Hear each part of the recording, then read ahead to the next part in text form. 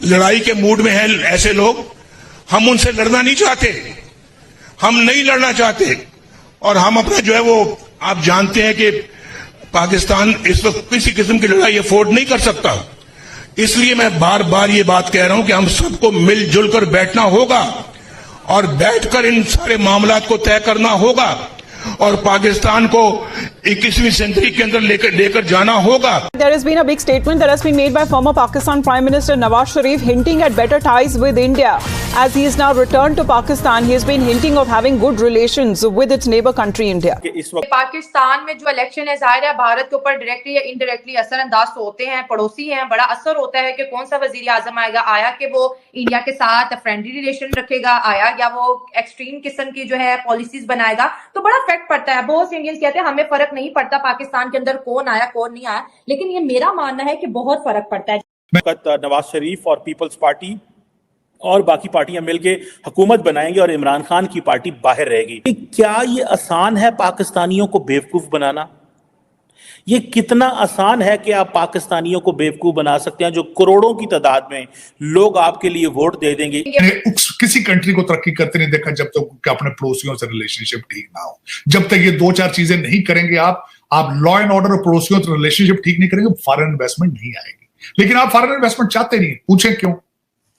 Foreign investment लेकर आए, अगर यहां पे आ जाए फिर तो पाकिस्तान तरक्की कर जाएगा।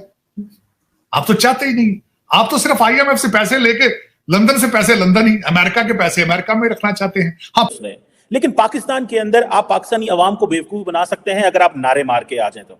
जिस तरह के इमरान खान जो है, अगर आप उनकी पार्टी को देखें और उनको देखें, उनका क्या नैरेटिव था, उनकी प्लानिंग क्या थी, वो किस बेस पे जीते हैं? वो बेस पे जीते हैं मजलूमियत पे। जय हिंद दोस्तों अभी आपने जिस तरीके से नवाज शरीफ का बयान देखा है, अगर ये वाकई में सच है या राजनीति से प्रेरित नहीं है, तो ये बहुत अच्छी बात है कि नवाज शरीफ को अपनी गलती का एहसास हुआ, वो भारत को समझने का प्रयास कर रहे हैं।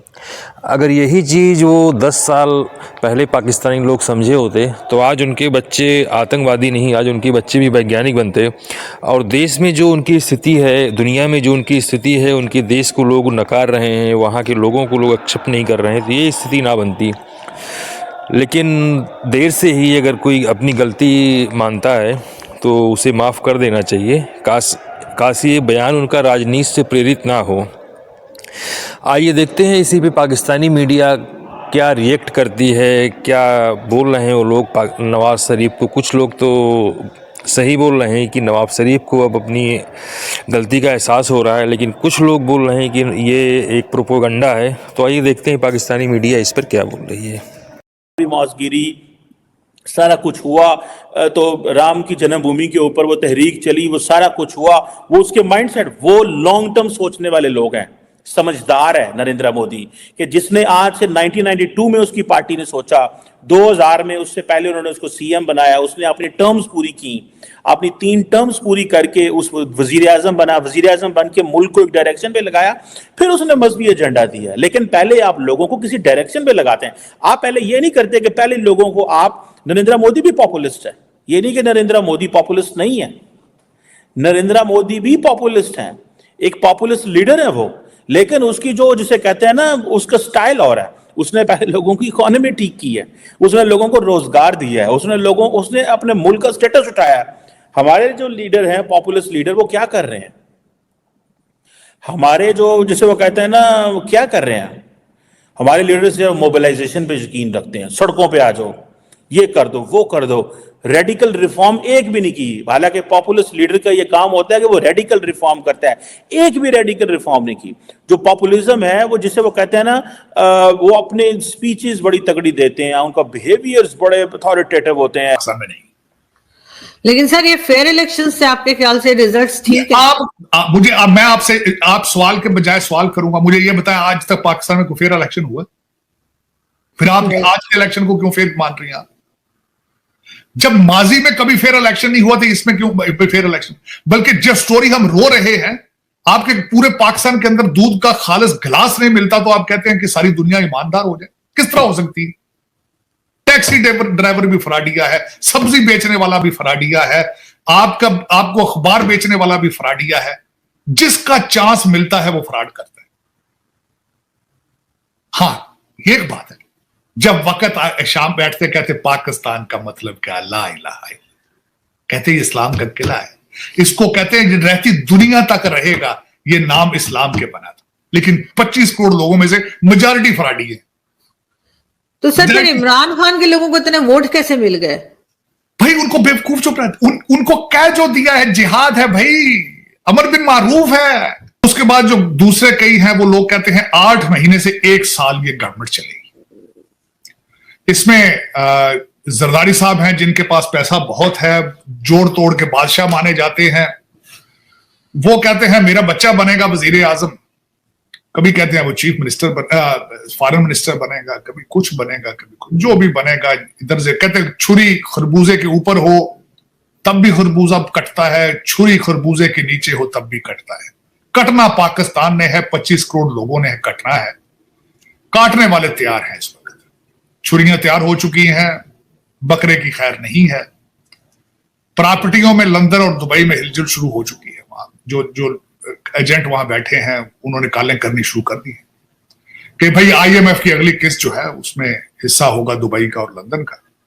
हाँ, एक बात जरूर है जो पाकिस्तान में कहते हैं पाकिस्तान की इकॉनमी के लिए अच्छा होगा, करप्शन के पैसे के हाथ बदलेंगे, कई नए करोड़पति आएंगे, कई जो है नए वकीलों को जो टिकट दिए गए थे इंडिपेंडेंट, वकार की बहाली के लिए कशकोल तोड़ना जरूरी है। हमसायों समेत पूरी दुनिया से ताल्लुकात इस्तवार करना होंगे। उन्होंने ये भी कहा कि कश्मीर के मसले के हल के लिए भी तदबीर से आगे बढ़ना होगा। मैंने किसी कंट्री को तरक्की करते नहीं देखा जब तक अपने पड़ोसियों से रिलेशनशिप ठीक ना हो। जब तक ये 2-4 चीजें नहीं करेंगे आप लॉ एंड ऑर्डर और पड़ोसियों से रिलेशनशिप ठीक नहीं करेंगे, फॉरेन इन्वेस्टमेंट नहीं आएगी। लेकिन आप फॉरेन इन्वेस्टमेंट चाहते नहीं, पूछें क्यों? फॉरेन इन्वेस्टमेंट लेकर आए, अगर यहां पे आ जाए फिर तो पाकिस्तान तरक्की कर जाएगा। आप तो चाहते ही नहीं, आप तो सिर्फ IMF से पैसे लेके, लंदन से पैसे लंदन ही, अमेरिका के पैसे अमेरिका में रखना चाहते हैं। हाँ, 25 करोड़ लोग हैं, उनके खून पसीने से किस्तें देंगे, आपको तो सिर्फ उन्होंने किस्तें देने के लिए रखा हुआ है। अगर आप मुझे ये बताएं, मैं छोटा सा क्वेश्चन आप ईरान के साथ ट्रेड करें, तरक्की हो जाएगी ना, स्मगलिंग बंद हो जाएगी। लेकिन आप नहीं चाहते, आप स्मगलिंग चाहते हैं। आप अफगानिस्तान के साथ ट्रेड नहीं चाहते, स्मगलिंग चाहते हैं। आप पता है आपको चलाने वाले जो इस वक्त जो टूटे फूटे चला रहे हैं सारे हार्वर्ड के और ऑक्सफोर्ड के ग्रेजुएट हैं। They are very smart, they are very smart.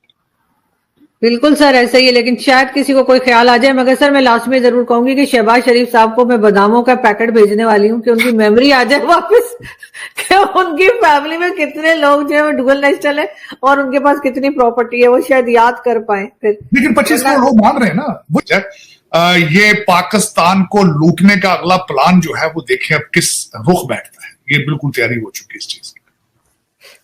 दुख के साथ मैं कहूंगा, मैं तो इनको सियासी पार्टियां मानता ही नहीं हूं। शुरू से आपको कहता हूं, मैं पॉलिटिकल साइंस का स्टूडेंट हूं, सारी जिंदगी मैंने पढ़ा है। इस चीज का नाम सियासत नहीं है, इसको मैं सियासत नहीं कहूंगा, मैं इसको जमहूरियत भी नहीं कहूंगा।